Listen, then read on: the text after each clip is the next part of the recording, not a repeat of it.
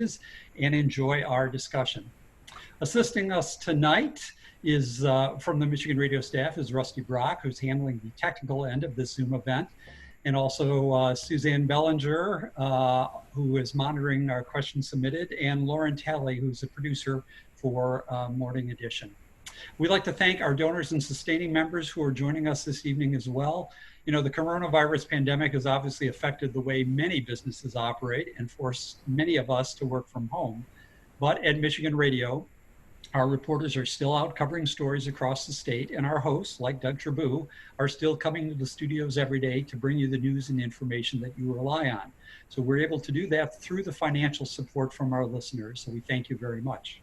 I do want to let you know, besides tonight's event, we have our next Issues and Ale event will be coming up in August, on Wednesday, August 26th. That will be another virtual online event. Stateside host April Baer will be hosting a discussion about the plans and challenges for returning to school in September. So if you're a parent or a teacher or just anyone interested in what's happening in schools this fall, we hope you will join us on that date, Wednesday, August 26th. We are recording tonight's event, and we'll have the recording available up on our website at michiganradio.org within 24 hours. So if you want to share that with someone who's not able to join us. And since we are doing this as a Zoom webinar, the audience will be muted during the event, but we will be taking your questions. Now, some of those have already been submitted in advance, but if you have a question during the discussion, you can submit those using the Q&A box that you'll see on your screen, and we'll try to answer as many of those as we can. If you have a question for one of the specific panelists, we would ask that you address that to them. Just let us know who the question is for so we can make sure we have the appropriate person answer your question. And one other little bit of housekeeping, if you are having trouble seeing all the panelists on your screen, make sure that your Zoom settings are set for gallery view rather than just for the speaker view. So our host for our discussion is Doug Tribou. Doug is Michigan Radio's Morning Edition host. You can hear him every Monday through Friday from 5 to 9 a.m. And although it may look like Doug right now is in a saloon in the Old West, that's actually just a virtual background, and he is actually in one of our studios at Michigan Radio, a place he will be again in 9 short hours as he gets ready to host Morning Edition very early tomorrow morning. So here is Doug Tribou. Thanks a lot, Steve, and thank you to all of our listeners who have joined us tonight. It looks like we have a great crowd, and I'm really glad to be part of this event. And just before we get started, I'd like to say that Issues and Ale is one of the best parts of my job. 2 or 3 times a year, I get to travel around the state and talk to people with expertise in various fields about issues that are important to Michigan and often far beyond Michigan's boundaries. And normally, you know, we're at a place like the place behind me, this virtual pub that I'm in, and we get to interact and have the questions come in live, and there's a certain energy to that. And that is really one of the great aspects, and I look forward to the day when we can do that again. But also, I feel like for this conversation, because it's so important, because it's such a critical topic, in a way, I'm very glad that we're doing it online so that we can welcome so many guests from across the state to really broaden this conversation. So I'd like to take a minute and introduce our panel tonight. Dr. Jennifer Cobbina is an associate professor in the School of Criminal Justice at Michigan State University. She did her undergraduate work at Indiana University, Bloomington, and holds a master's and PhD in criminology and criminal justice from the University of Missouri, St. Louis. Her work has appeared in a number of top criminology journals, and she is the author of Hands Up, Don't Shoot, Why Protests in Ferguson and Baltimore Matter and How They Changed America. Please welcome Dr. Jennifer Cobbina. Jennifer, thank you for being here tonight. Erin Keith is a staff attorney with the Detroit Justice Center, where she is the staff attorney for youth legal services and empowerment. She holds a bachelor's degree in political science from Howard University and is a graduate of Georgetown Law. While at Georgetown, she began her work on youth-led juvenile justice reform efforts. Erin's work has been published in the Harvard Journal of African American Public Policy and in the Georgetown Journal of Law and Modern Critical Race Perspectives. She's a member of both the State Bar of Michigan and the District of Columbia Bar. Erin Key, thank you for being here tonight. And Eric Payne is the chief of the Grand Rapids Police Department. Chief Payne is a graduate of Grand Valley State University. He's been with the Grand Rapids Police Department for nearly 33 years. His roles have included work in the Vice Unit and with the major case team in the Detective Unit. He's held a number of commander roles and been a member of the Crisis Negotiation Team since 1992. Eric Payne is the first African-American chief in the department's history, and he took over the job 1 year ago today. Chief Payne, welcome, and thanks for being here tonight. So I'll have all of our guests unmute themselves, and then we'll get started here. I'd like to start with you, Chief Payne. Tonight, we will dig into a lot of issues that have affected both Grand Rapids and other departments around the country, both criticisms and reforms that have been attempted. But before we do that, I just want to ask you to pull back. You're an African-American man. You grew up in West Michigan. You're now the head of one of the state's largest police departments, have a very influential position in West Michigan. And I just wonder, how do you see this moment that's so urgent to so many people in our state and in our country? Well, let me start out by saying thank you, and thank you to all the listeners out there for having me tonight. One of the things I looked at when I became the police chief, I've lived being a police officer for over 30 years. I know that world, but I've also been African American for 50 plus years myself. I know both worlds.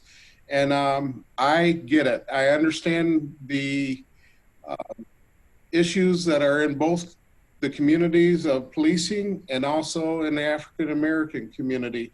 What I look to do is to bridge that gap. And it's something that has been historically contentious with people of color in the community, whether African American, Latinx. But we need to build that gap, and that's what I've always tried to do throughout my career. And as chief, that is one of my primary things that I look to do as chief. We need to bridge that gap, build relationships. We need mutual trust between the community and the police department. The community has to have a voice in how they're being policed, and working together with those relationships will make for a better community. Dr. Cobbina, you interviewed more than 200 protesters who demonstrated in Baltimore and in Ferguson, Missouri after the deaths of Freddie Gray and Michael Brown in 2014 and in 2015. And you note that those two moments really galvanized the Black Lives Matter movement, which started a little earlier in 2013. Could you give us a few of the primary findings from your research and from those conversations that you had? Sure. So what I found was that large amounts of people took to the streets because they believed that Michael Brown and Freddie Gray were victims of injustice, and that these were not isolated incidents. Either they themselves had been victims of police harassment, surveillance, or violence, or they knew family members, friends, or neighbors or colleagues who were the recipients of such acts by law enforcement. In addition, as you know, another reason why people took to the streets is because they felt an overwhelming obligation to do so, because they believed that failure to do so would ultimately result in more Black people dying at the hands of law enforcement. And so as a result, approximately 2/3 of the people who I spoke with in my study actually protested for the first time. And then I'll say that among the activists that I interviewed, the desire to achieve change and put an end to police violence and systemic racism is what really drove many to protest.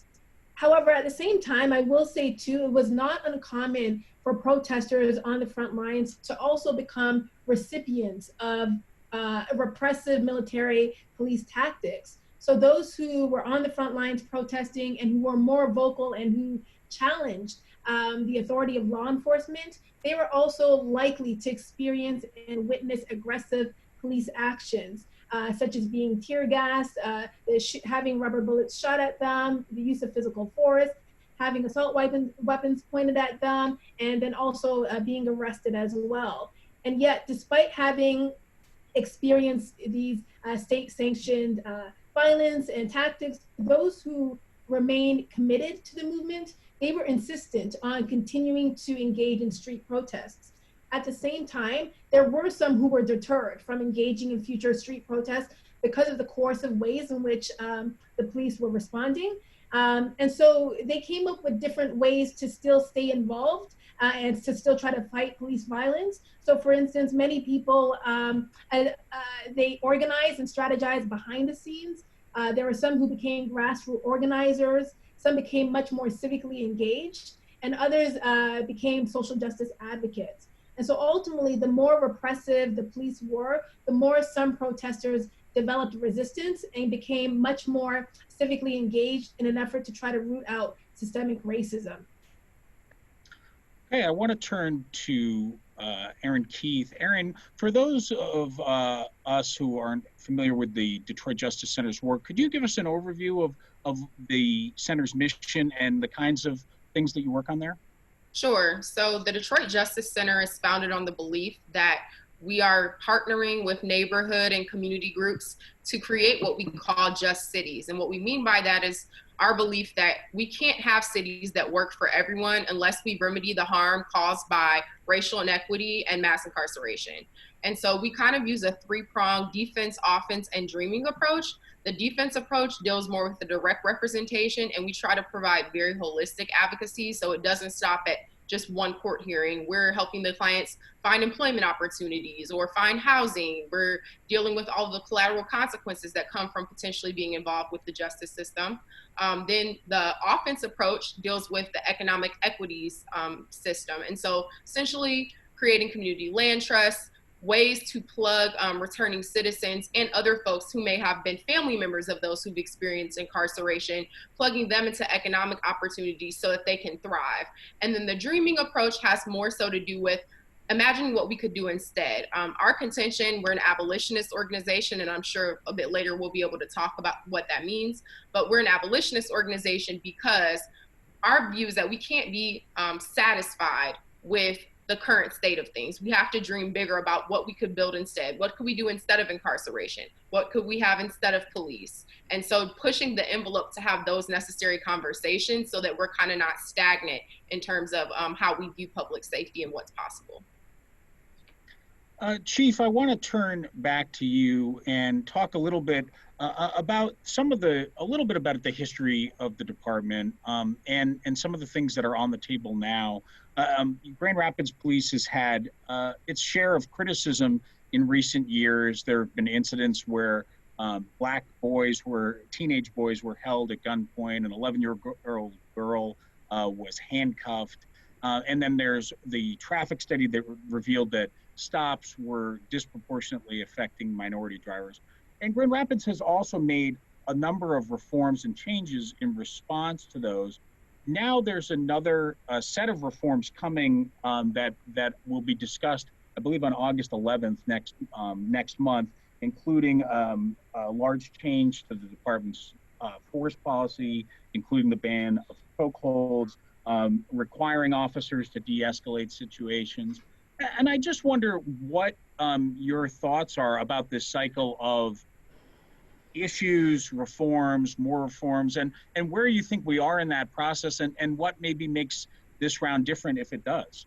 Yeah, we have something I've mentioned about law enforcement. We have to make sure we're looking at ourselves in the mirror. How are we performing? How are we serving the community? And the reforms that have been mentioned, we're taking a hard look at our use of force policy.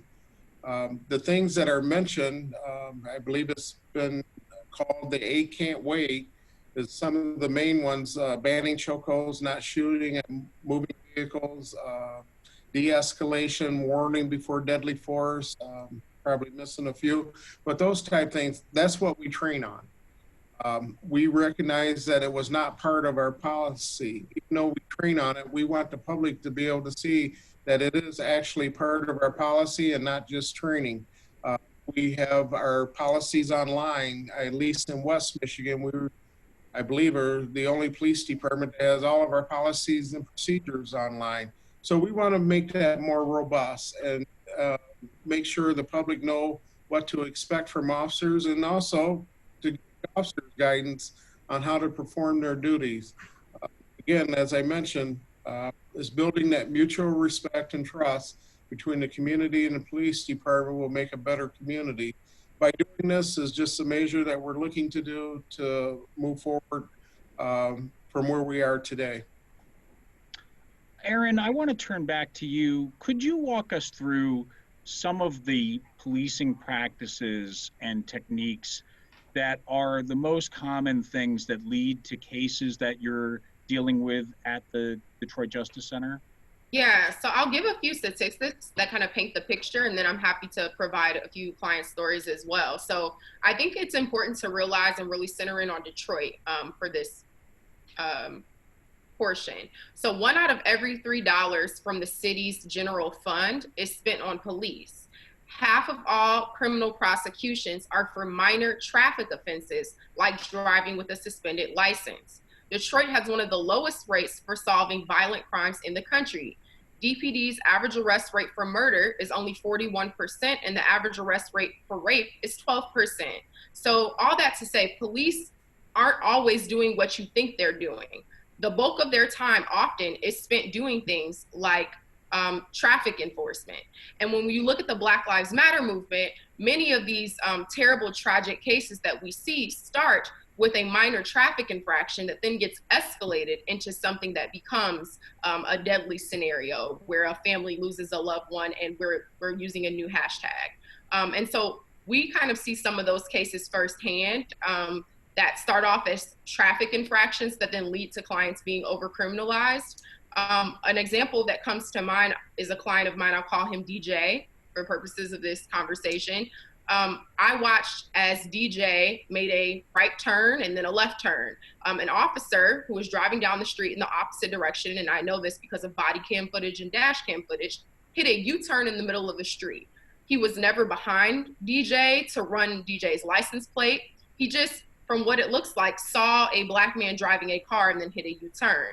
DJ was 5 minutes from his home. He pulled in his driveway and began walking down the street to visit a neighbor. And the police officer pulls down the street, and you can hear it on the camera, rolls down the window and says, "You want to walk back to your car?" And he's like, "What are you talking about?"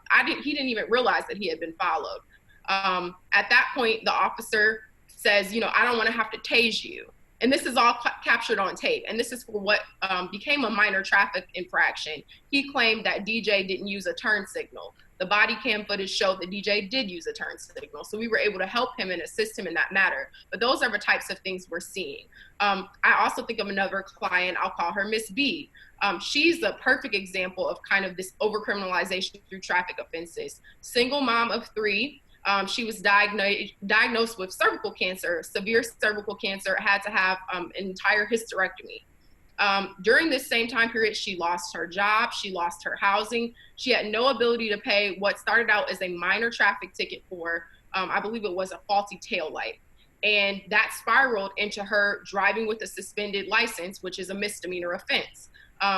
When she was driving with a suspended license, it was to get to her doctor's appointments. She lives in Detroit. Her doctor, who was an oncologist, was located in Bloomfield Hills. And so to get to Bloomfield Hills, because this region doesn't have any reliable public transit, she would have had to change 6 different buses. So it would have taken her hours to get there with what was otherwise a 15-minute drive. And so naturally, that is what she chose to do. She was driving so that she could access treatment.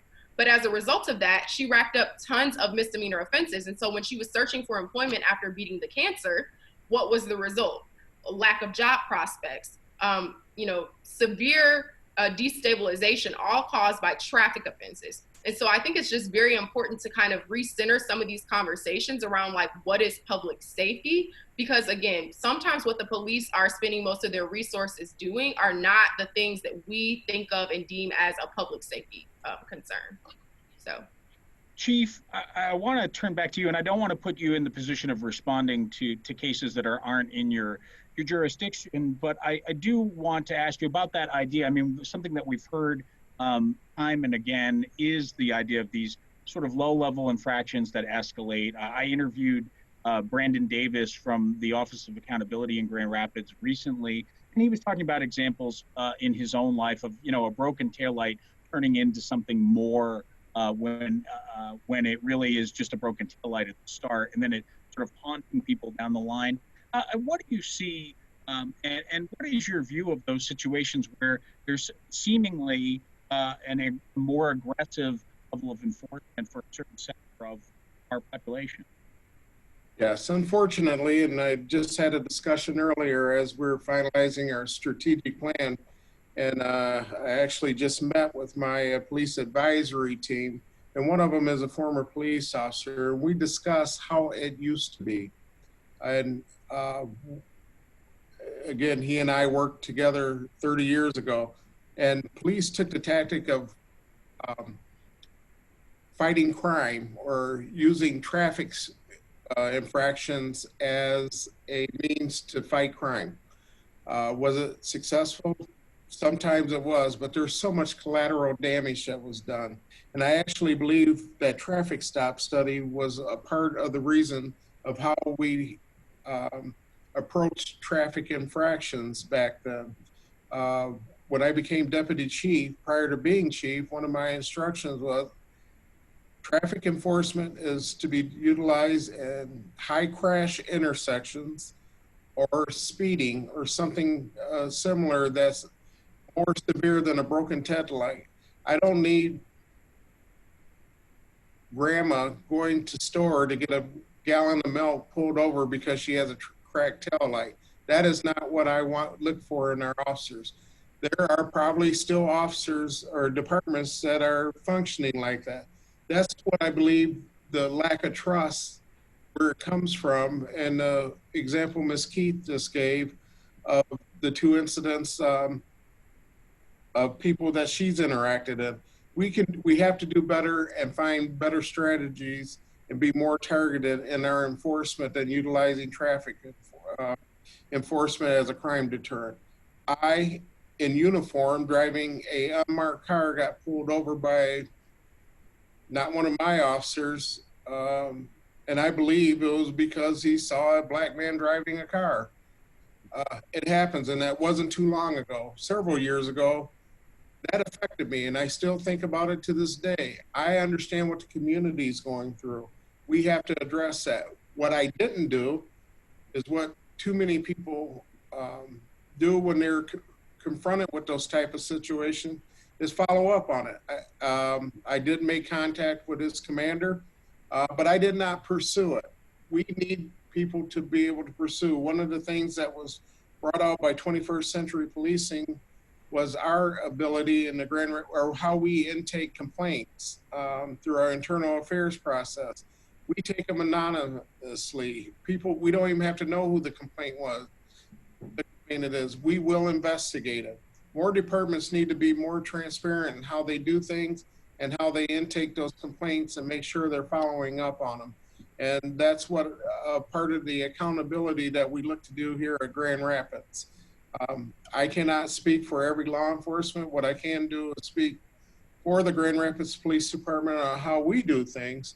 But I do recognize that there are departments out there that need to take a hard look at how they're doing things and making sure they're doing or serving their community the best way they can.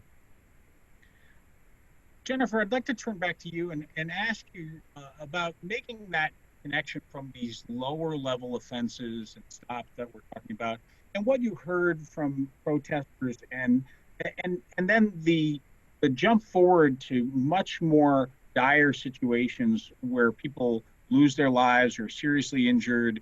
And what were you hearing in general from people who finally had reached the breaking point and felt moved to go to the streets before we hit this nationwide stage of protest now?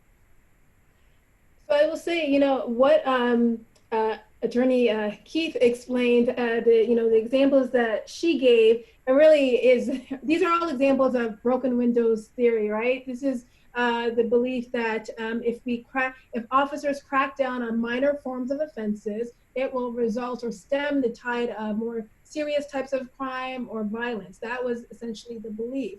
However, much of the research has shown that in attempts to crack down on more minor forms of crime, it has not necessarily resulted in reductions in serious types of crimes, but what it has done is actually increase fear among civilians, largely Black and brown people, increasing their level of fear in the police, while at the same time reducing trust within the police. So that's really what a lot of police departments have subscribed to, this broken windows theory that's cracked down on minor forms of crimes. And again, like was already mentioned, I spoke to numerous people that experienced had these negative experiences with the police, not just once or twice. These were cumulative negative experiences with the police. And so not surprisingly, and so while I will say these types of experience, people with, especially young Black men would be stopped in their neighborhoods because their neighborhoods were criminalized.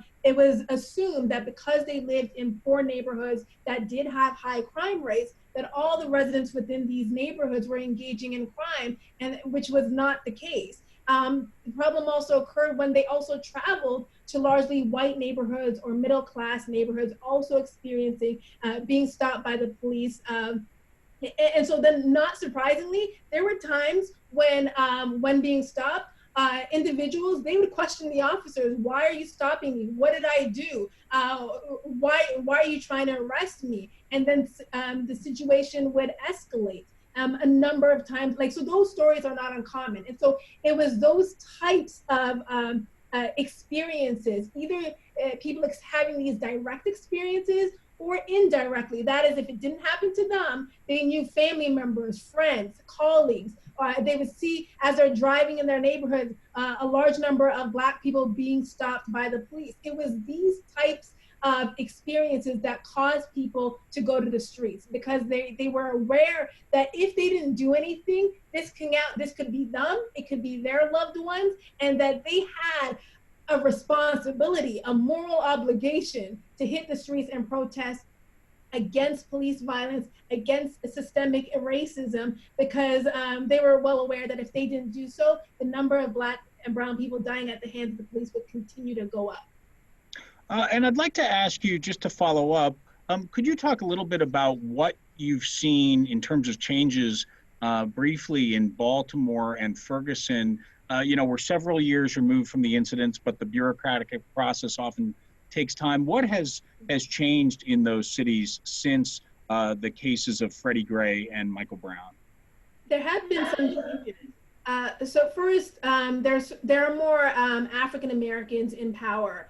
Specifically in Ferguson, there's been a number of police chiefs, but the current police chief and even prior are African American. There's also an increasing number of minorities on the police force. About 2/3 of the police department in Ferguson, at least 2/3 of officers are African American. At the time of Michael Brown's death, over 90% of the police force was white.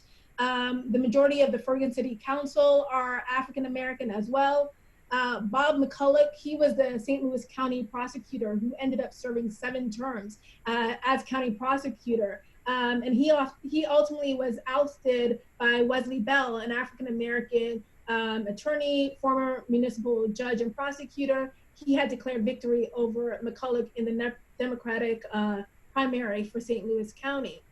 But in addition to having more Blacks in power, Ferguson entered into a federal consent decree in 2016 with the Department of Justice to stop a pattern of unconstitutional racially biased policing. And so this led to widespread police and court reform, where the city ended up dismissing tens of thousands in municipal court cases. Millions of dollars in fines were forgiven, and numerous people were enrolled in community service if they couldn't afford to pay the fines. Because the Department of Justice did show when they did their independent investigation that the police department and the courts, so they were in cahoots, essentially making money off of the backs of poor Blacks in order to generate revenue for their coffers. In addition, we now have St. Louis county officers who are now equipped with body cameras, and they also have to have dash cams mounted in their vehicle. And And there's also been some effort to rebuild. The Ferguson Community Empowerment Center is a multi-agency response drop-in center to meet the needs of neighborhood residents. And in addition, there are many who have run for office.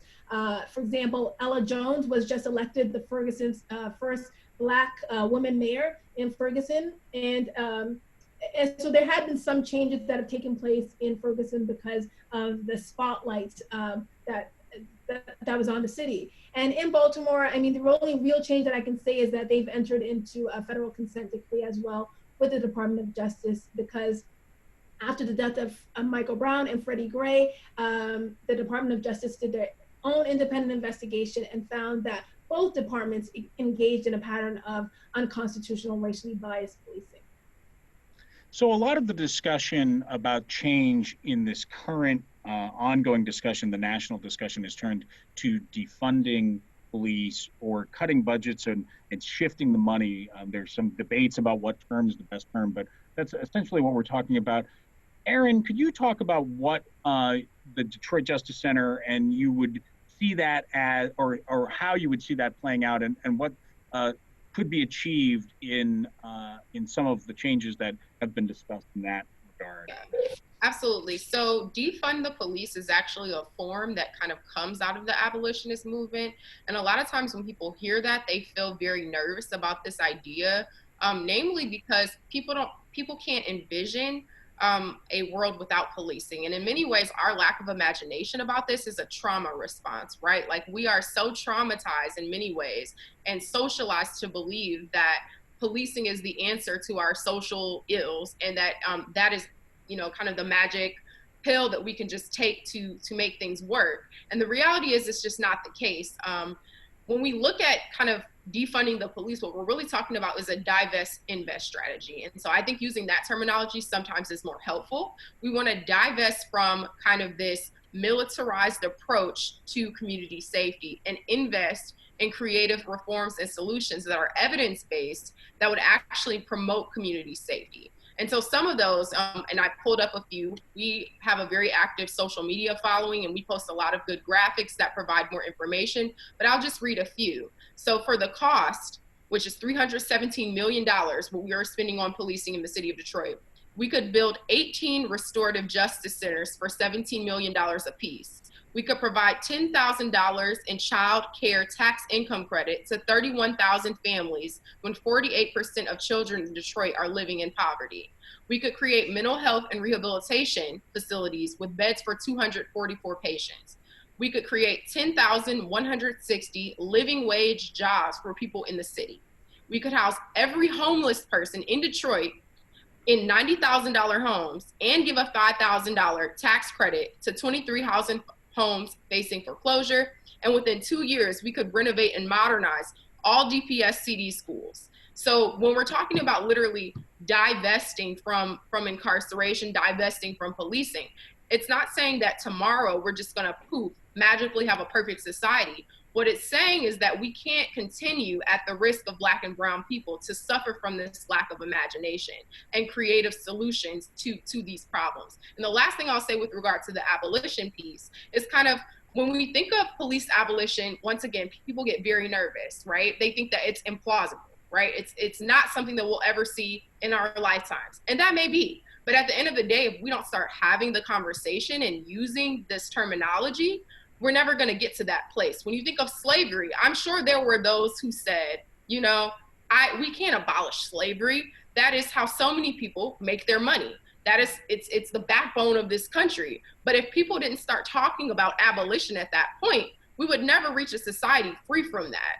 And so that is kind of the philosophy of the Detroit Justice Center. We're very big on having those types of conversations. But again, without wanting to, you know, ramble on, I would encourage people, if they're interested in learning more about some of the things I've discussed, to engage. Don't run from things that because it might be uncomfortable, it might be new. Really engage in some of the things that we promote on our social media, and learn for yourself about what is possible. So. Chief, I want to give you a chance to respond to the idea of defunding or changing the funding structure for police departments. There's a lot that is happening in Grand Rapids and more that's on the table. And can you talk about that balance of of shifting some funds to the civilian side of things, which has happened in Grand Rapids, and how to balance that with what you also see as the need to maintain your force at a certain level. Yeah, and some of what's been said, I don't disagree with that. If we look back in the mid-90s when the mental health, when funding was taken away from that, that became a crisis, and it continues to be. Our homeless problems that we have, a lot of people are substance abuse problems and behavioral health issues. The problem is people relied on 911 to address those issues. I've never really agreed that that was a solution. There has to be more civilians or non-sworn people involved in that solution. And that's what we're looking to do here in Grand Rapids. When we talk about budgets divest or taking money away from the police department, we just currently converted close to $400,000 out of the budget to assist Brandon Davis, Office of Oversight and Accountability. I have supported that office from the beginning, and we put money toward his endeavors. So it doesn't frighten me to do it. What concerns me is the immediacy of it being done, and without a clear direction on how those funds will be used. I recognize that policing has to change, and there are certain things we shouldn't be involved in that officers have been tasked to do, and that's what the community has come to expect. But we have to come up with a plan on how to do it responsibly and move more toward different approaches to solving these societal issues as opposed to it being a criminal matter, because a lot of times it's not a criminal matter. And it's something that law enforcement shouldn't be involved in. But society and the community have grown accustomed to calling the police department anytime these issues come up. And sometimes we're not equipped to do it, to handle these situations. And again, a lot of times it's not a criminal matter. So I'm not opposed to looking at these things. We just have to make sure we do it in a responsible, structured way so that new initiatives are in place prior to the talk of immediate defunding. Erin, I see that you want to add something there. Yeah, I'll just be very brief. I was just going to agree with the chief in saying that one of the major, I guess, misconceptions is this idea that everyone who wants to defund the police hates the police. There are, of course, some who have been victims of, terrible experiences at the hands of police officers and feel very strongly that police have no role in our society. But I think equally, people who are committed to defunding the police recognize that police are also stretched far too thin because they're expected to show up and respond to situations that they literally have no training for, that they have no place in those situations, domestic violence incidents, mental health crises, in the work that I used to do regarding juveniles, school fights, like things that literally could be de-escalated if we had safety forces or other, really strategic, specialized entities that were meant to specifically address those problems. We would have a safer society, and it wouldn't all fall on police to really be kind of like the salve for our, every problem that we have. So I just wanted to kind of echo that and say, like, that's a common misconception. Everyone who believes in defunding the police isn't anti-public safety, isn't necessarily even anti-police. They just they vehemently feel that police should not be responding to all of the things that they are asked to respond to, that is not the correct approach. Oh, thank you for that. And I want to recommend for some further reading for people who are interested in this. The Eugene, Oregon is a fascinating case where they've got a separate unit that responds to calls. They all come through dispatch, but dispatch decides who needs police and who needs help with either being suicidal or a mental health issue or a homelessness well-being response. And they're responding to like 24,000 calls last year, I believe it was, and just 150 of those needed police backup. There's an excellent article by CNN on that subject if you want to search that online.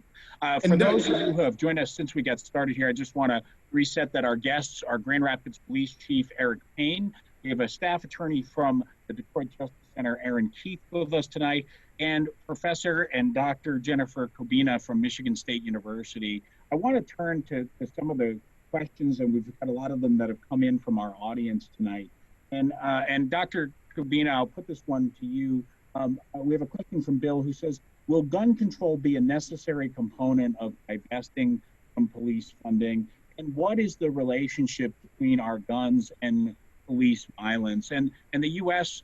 Holds more guns than any other nation. We have about 120,000 guns for every 100,000 citizens, keeping in mind that many don't own guns. Dr. Cobbina, what's your response to that question about the issue of guns? So certainly we know that gun problems, gun violence is certainly a problem, and more than any other country, the United States is dealing with high rates of gun violence, and so that certainly is a problem and certainly a concern as we think about moving forward. And so, I definitely think as we move forward, we certainly need to think about ways how do we, as Erin mentioned, how can we envision safety in such a way that, as the chief mentioned, where we can do this safely.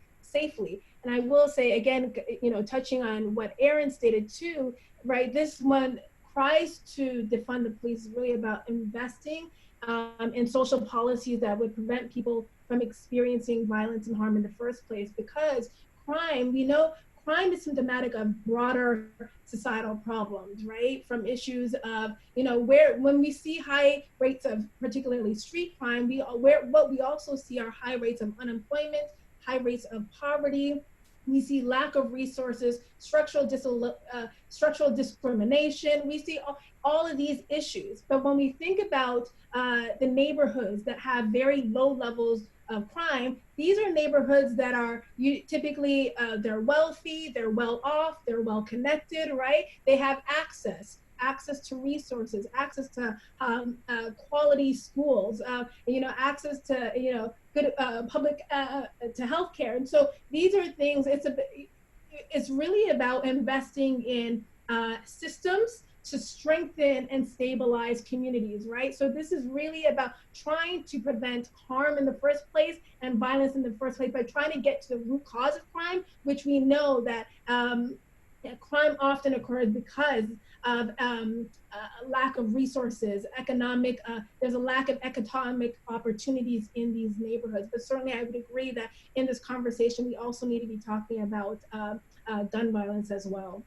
Well, Chief, I'm going to turn to you there. I mean, this morning in our newscast, we have the story that Flint is starting a new buyback program because of an increase this year over last year in violent crime for guns. And in preparing for our conversation tonight, I thought a lot about the fact that, police have a sort of a singular job where you don't know what's coming on the next call. And we do have a society that is more armed than the typical comparable nation. But at the same time, the vast majority of calls don't end up involving weapons. How do you balance that sense of guns on the street with your officers also carrying lethal force? How do you walk that line and sort of put the gun that the officer's carrying in the right spot in the order of operations? Yeah, again, that's part of the what we're looking at, what our use of force. What I can say about the Grand Rapids Police Department, we invest heavily in our training. In fact, some of the curriculum that's taught in the regional police academies by the Michigan Coalition of Law Enforcement has been adopted from our training. We have to make sure our officers are well trained and well equipped to be able to deal with whatever situation and to recognize a threat, non-threat as it materializes. It's important that we don't overreact, but we certainly can't underreact to situations also. I really put a high emphasis on training and making sure our officers are equipped to do the job that they're required to do. We have another question here, Chief, and I'll start with you, and then I'll pass it around to some of our other guests too. The question is, how important are more careful screening techniques when hiring and more consistent and thorough disciplinary actions in improving the culture of policing across America. And if you do feel it is important, the listener writes, how do you improve it? And I do think for people who watch stories play out, when there is a problem in the police force, whether it's a problem that involves violence or death, or whether it's a corruption problem, whatever it is, I do think there's that feeling that there is a difficulty in many cases to remove an officer from the job, or maybe how the officer bounced from department to department to department. What are your thoughts on that screening process and hiring process? Well, I do believe it does start with the hiring process. Thorough backgrounds is a must here at our department. One thing that occurred, I believe it was 2017, there was legislation passed, or at least MCOs, their rules that required anytime an officer's discharged from a job, well, let me back up. When they're hired as part of the background process, if you're looking to hire somebody, you must go and look at their previous employment as a police officer, determine why they left that job. That's now mandated that departments must have that as part of their background process. Before that, we did, and you see it in other states, where officers are fired and hired multiple times without any type of their past history coming into play.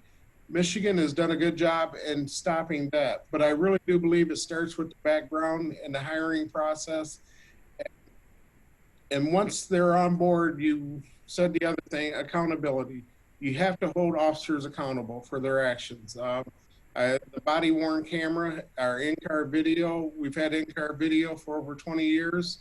Our body worn cameras, we're starting in our 5th or 6th year with those. At least in Grand Rapids, every one of our patrol officers are equipped with those 2 things.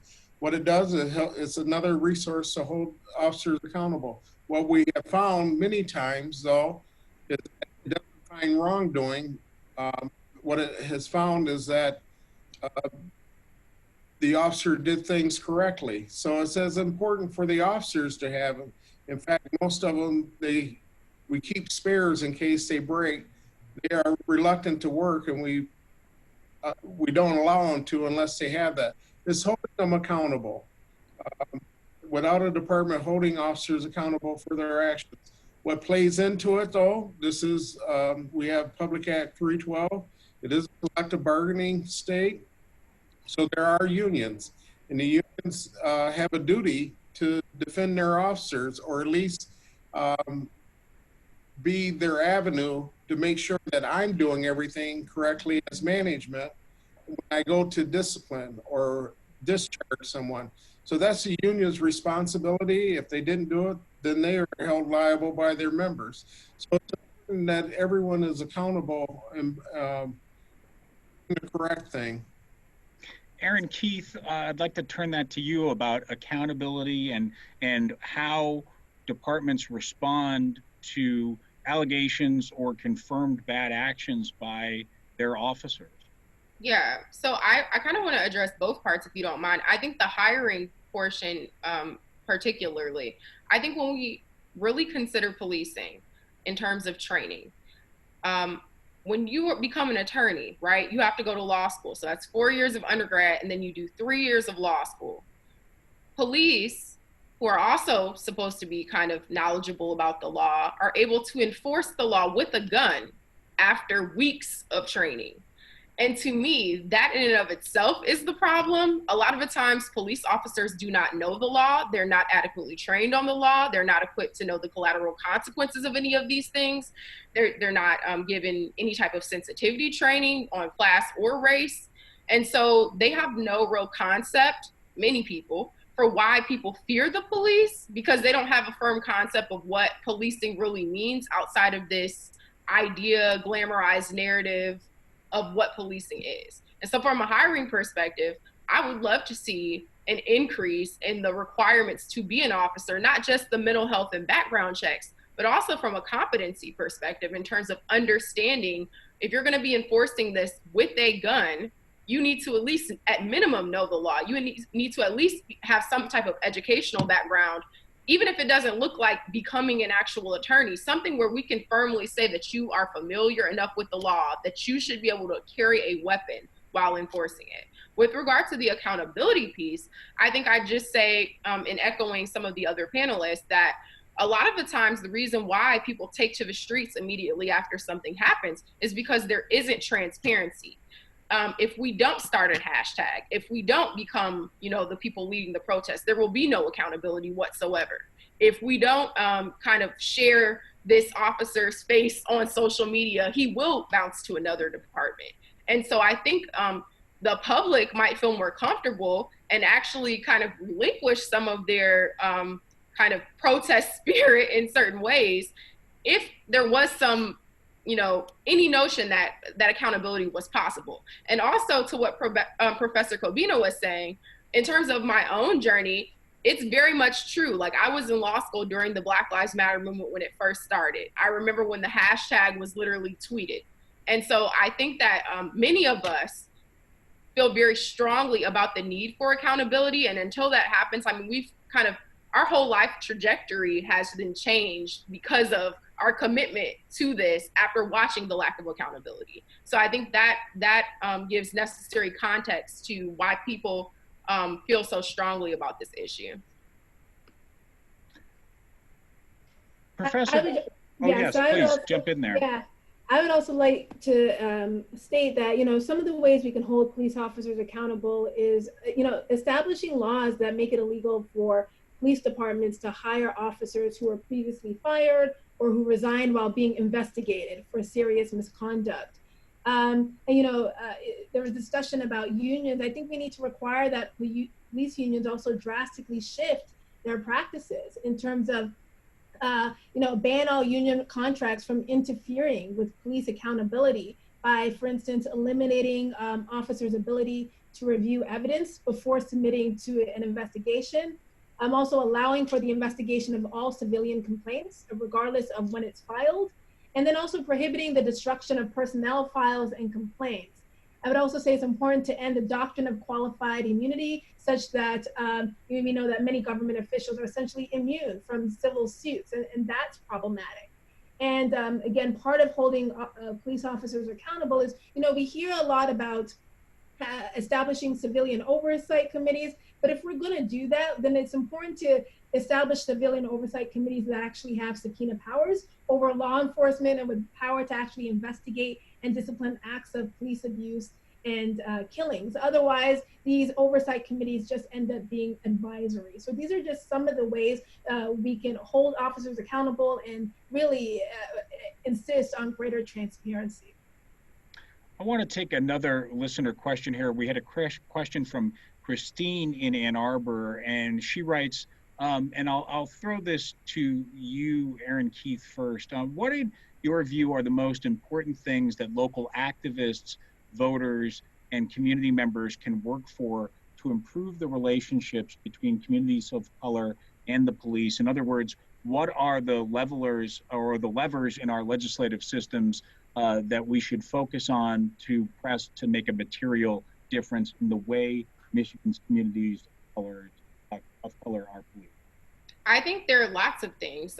First, I think creating situations where police live in communities that they are policing.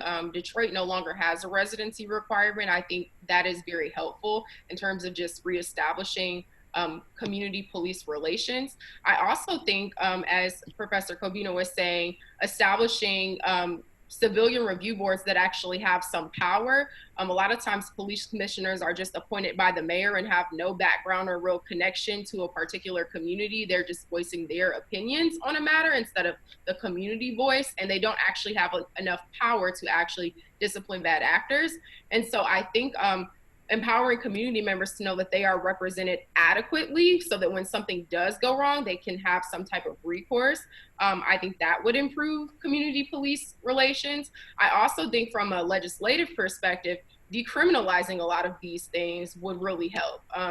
we actually have going through Michigan's legislature right now a huge decriminalization package that's looking at decriminalizing certain traffic offenses, that's looking at changing the types of offenses that you can have your license suspended for. So I think from that perspective, that would literally decrease police community interaction altogether. That has to be in a negative way, that is where the community members are being surveilled for minor activity. And so I think the combination of those things, rather than encouraging police to maybe coach a sports team, or I just think like we need to really be strategic and actually look long term at what solutions look like. So it's not just one individual officer that may have a great relationship with a couple of kids that he coaches.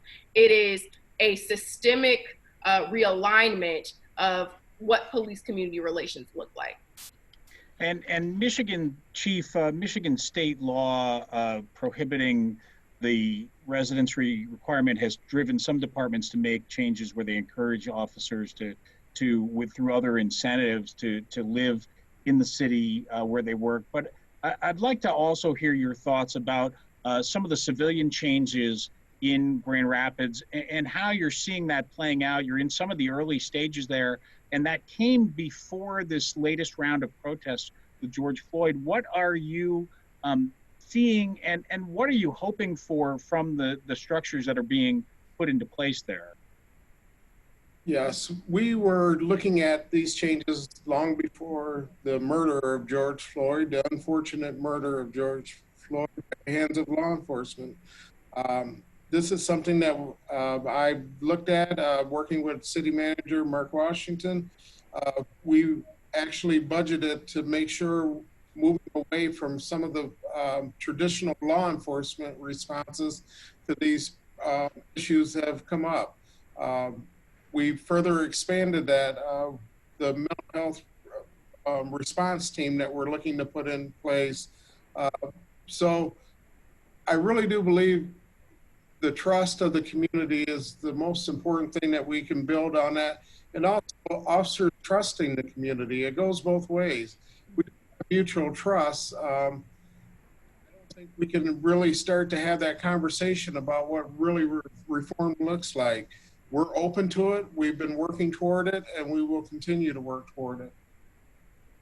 So one thing I would like to add, as the police chief is talking about trust, I think a couple of things need to happen, right? I think first it's necessary for there to be a reckoning from, police chiefs along with mayors of each city to own up to the ways in which the harm that has been committed at the hands of the police in the past and even in the present, and even acknowledge how traditional policing has been damaging to communities of color. I think first just acknowledging, right? We can't build trust, we can't move forward until there's first an acknowledgement. There are some things that have been done, which we have done, that has been incredibly damaging for Black and brown communities. But, if we're talking about training of officers, I think something that's necessary is training in restorative practices. I think it's important to create a space in which we have police and members in the communities who have had problems with the police coming together, in which both parties are discussing, their experiences, what happened, the effect that it had on them, and what needs to happen to repair the harm. The reality is everyone wants to ensure that their voices are heard, but there also needs to be together, right, a discussion in terms of how we repair that harm. Of course, this can be moderated by a competent facilitator, because this is really the hallmark of restorative practices. And there's research that shows that when individuals take part in restorative practices, that both parties end up feeling more satisfied because their voices are heard. And again, together, there's an attempt to move forward by repairing the harm. And I think that's an important component as we think about trying to invoke real change within the criminal legal system. Chief, I want to go back to the concept that we talked about earlier. I mentioned earlier in Eugene, Oregon, and I believe you wanted to jump in there. We were transitioning a little bit about that. This combination of responding to calls with non-police resources, with people who are civilians or mental health experts or health professionals, to decrease the number of calls And one of the things that they've seen in Eugene and elsewhere where they do that is there's becomes a symbiotic relationship that in some cases works very well, but there's still that struggle for resources. The police department does not want to give up the officers on the street. The civilian side of things wants more resources as well. And I just wonder if you think that there's a future in trying to take that step. It's a step that's being talked about in communities across the state and the country about trying to respond to non-police situations without police. Yeah, we had a staffing and deployment study done where we received the results that indicated that we were currently staffed with the appropriate amount of officers. But what it also suggested was that we were responding to far too many incidents that we shouldn't be responding to. And that is one example why we were ahead of looking at doing this prior to any of the incidents, the recent incidents that have occurred. Yes, I need to maintain a police force. There will always be a place for law enforcement, but we have to look at how we can do it differently and more effectively in delivering services to the community. So that's why there's, at least here in Grand Rapids, we're not resistant to this change. It's something we have been working on anyway, but we're looking to do it in a responsible way. Well, we are here at just after 8 o'clock, and I'd like to ask one final question of each of you before we conclude this evening. And I'll start with you, Dr. Cobbina. And the question for all of you is what is different about this moment following the death of George Floyd? And I know it's very hard to predict, but are you confident that we'll see substantive change coming out of this in the months and soon the years to follow? In terms of what's different, the Black Lives Matters movement is really, it's the largest civil rights movement in the United States, right? And part of that is the result that many people actually had not heard of Black Lives Matters. I've talked to many people who thought that it just kind of started recently, but since 2013, they have been strategizing, organizing, and mobilizing, trying to spotlight the issues on the problems of police violence, as particularly for marginalized individuals, and really the crying out that there is a devaluation and dehumanization of Black lives. And certainly I think that, and as we all bore witness to the death of George Floyd and countless others, certainly in the midst of COVID-19, where again, African Americans are disproportionately affected by COVID-19. We're all stuck at home, and the reality is we now have a number of people across various racial and ethnic groups and across various age groups coming essentially aware. They're coming to realize that really reckon with the fact that that a number of lives have been devalued. Many people are now questioning ways in which they may have been complicit in this. So I will say I'm pretty optimistic because of the number of people who have come to realize and understand the need for change, and that the status quo is no longer acceptable, because to maintain the status quo would mean that we continue to see Black people dying at the hands of the police. I will say I'm optimistic about the future. I think just in the past couple of months, we have seen a number of cities thinking about and talking about, and actually some have taken action in terms of what needs to be done in order to ensure that police violence does not take place. We know that the school district of Minneapolis, Minnesota has terminated its contract with the Minneapolis Police Department, and they're going to be using those funds to mentor its youth. Many other school districts and other cities are also in the process of following Minneapolis's lead. The city of Los Angeles has also cut $100 million to its police force, and they're going to use that to invest in marginalized communities. The NYPD budget, the council announced that they would cut their budget by $1 billion, the NYPD budget by $1 billion by next year. And many cities across the states are now passing new laws to ban chokeholds, ban the use of tear gas and rubber bullets on peaceful protesters, banning no-knock search warrants. And so I think I'm optimistic that change is going to be taking place, because the reality is, if we really want to see systematic, sustained, concrete changes to policy and practices, we're at a point where the pressure is not going to let up until we actually see change. Because if we want to see reductions of police violence, we're going to have to think about doing things that have not been done before, rather than just relying on piecemeal attempts at reform. Chief, I'll turn it to you. Nearly 33 years at the Grand Rapids Police Department. You're now its first African-American chief. You've seen a lot of changes in policing in your career. Are you, first, what do you think is different about this time?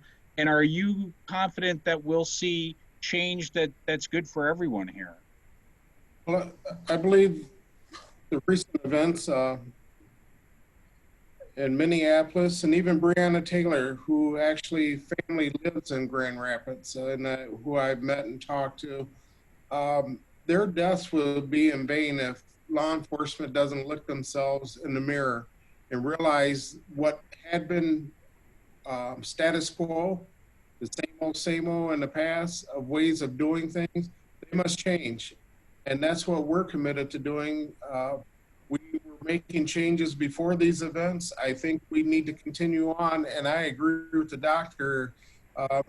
This will continue until there's change in law enforcement, that where we have that trust and mutual trust with the community.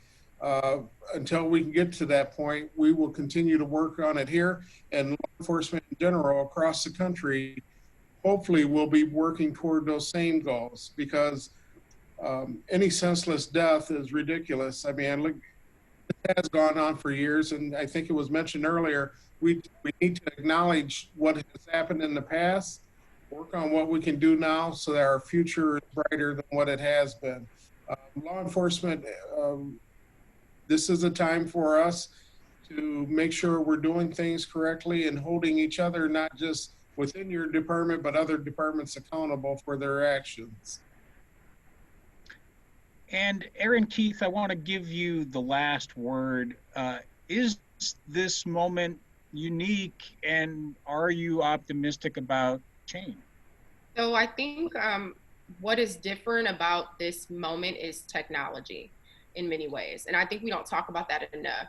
I saw, that quote that says, racism is not getting worse, it's getting filmed. That's the same for police brutality. It's not getting worse. I think of Malice Scream that happened in the early 90s. I was a child. I can remember that. So it's not getting worse, it's getting filmed. And what is different is when you look at like Michael Brown, that wasn't on camera. George Floyd was on camera. There's no way, you can't look away. You can't not be stirred by, watching a man say he can't breathe. And when you look at like Eric Garner to George Floyd, it's the same exact words, and they're both on tape.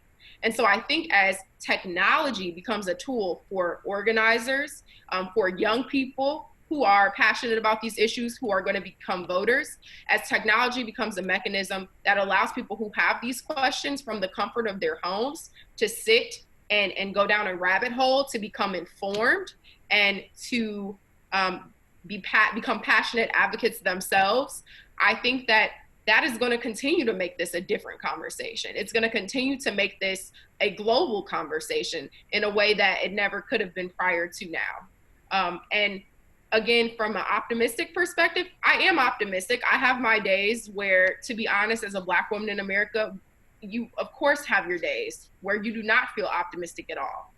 But I just try to remind myself and others that, I have these conversations with, that this is a marathon, not a sprint. It took hundreds of years to create this system, and it's going to take time to undo it. But it's kind of our duty in our respective lifetimes that we're here to do our part and to not kind of grow weary in well-doing, for lack of a better way to frame it. And so I am hopeful. But, you know, it's going to take having conversations like this and reaching across the aisle and really trying to find solutions to make communities safer in a sustainable way instead of just looking at policing. Well, I want to thank our panel and the many listeners that we had with us tonight in the audience. Thank you for joining us. Thank you for the excellent conversation. My thanks to Dr. Jennifer Cobbina from Michigan State University, to Attorney Erin Keith from the Detroit Justice Center, and our thanks to Chief Eric Payne. Thank you all for being here tonight. I really appreciate your thoughts, and I'm glad we were able to have this conversation. Thank you. And we want to thank again the listeners for joining us tonight here in the virtual Michigan Radio Hub. I'm glad you were with us. You can find this video on our website in the coming days if you'd like to share it with people. We have Issues and Ale events several times a year, and we're continuing them virtually during the pandemic. So you can look on the events page for upcoming events at michiganradio.org. Thank you all, and good night.